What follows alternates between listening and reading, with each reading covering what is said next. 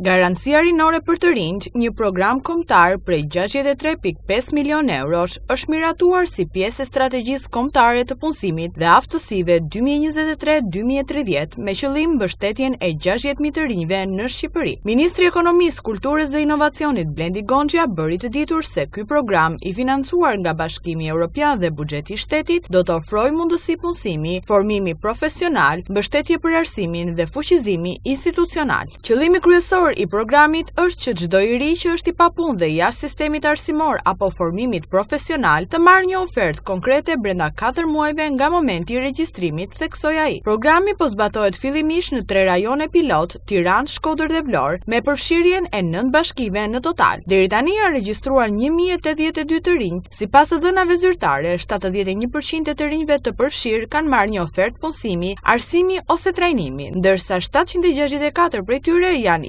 integruar në tregun e punës ose në sistemin arsimor. Për vitin 2025 synohet identifikimi i 1500 të rinjve dhe referimi i 800 prej tyre në skem. Deri në vitin 2030, objektivi është që 40.000 të rinj të përfitojnë nga programi dhe të arrihet ulja e nivelit të papunësisë në 15% në përputhje me mesataren e Bashkimit Evropian, tha ministri Gonxha.